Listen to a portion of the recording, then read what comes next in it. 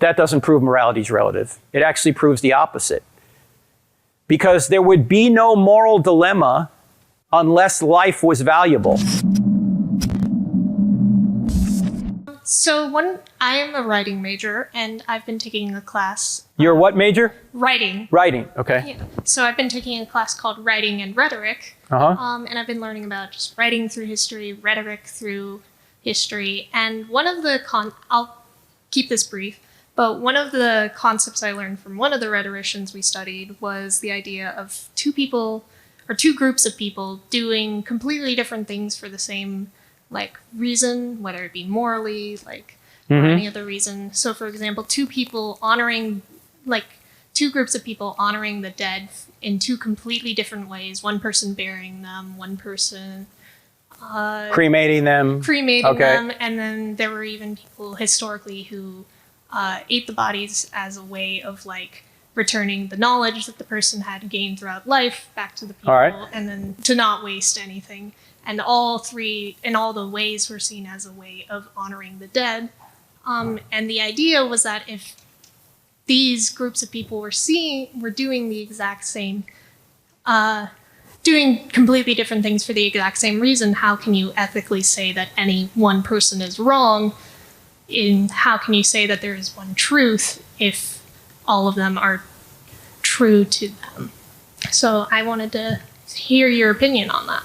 Well, this is typically done sometimes in a class where the professor is trying to get people to believe that certain practices or that morality is relative. And it's normally done with, say, the life raft example, where someone will say, the professor will say, okay, you've been shipwrecked and you've got a life raft for 3 people, but 4 people are on the life raft. Unless you throw somebody off, everyone's going to die.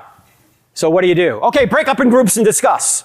And then they break up in groups and discuss, and they all come back and come up with different solutions. And the professor says, see, morality is relative. But that doesn't prove morality is relative. It actually proves the opposite.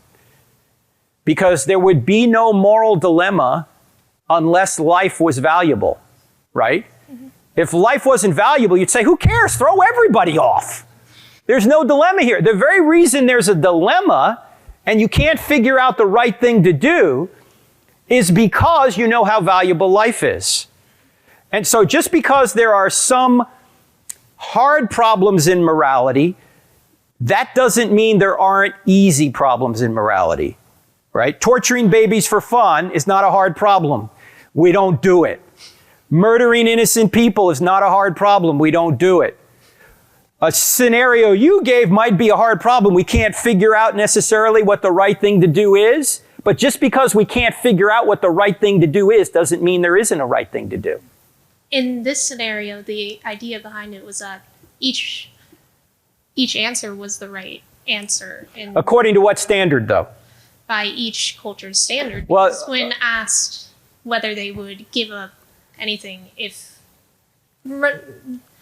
Okay, but here's this is an ends and means issue then. Yeah. Because what everybody agrees on is we ought to honor the dead, right? Yeah. That's the moral absolute. That's the end. The means on how you honor the dead is relative. So maybe people honor the dead by burying them. Many people honor the dead by cremating them. I don't know about eating them. I don't know where that came from. Okay, I would say that's off limits for anybody.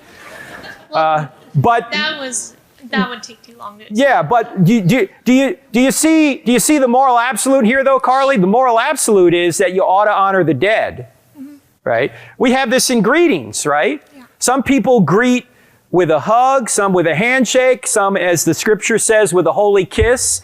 What's absolute that you ought to greet people? How you greet them, it's culturally relative. But there's still an absolute in there.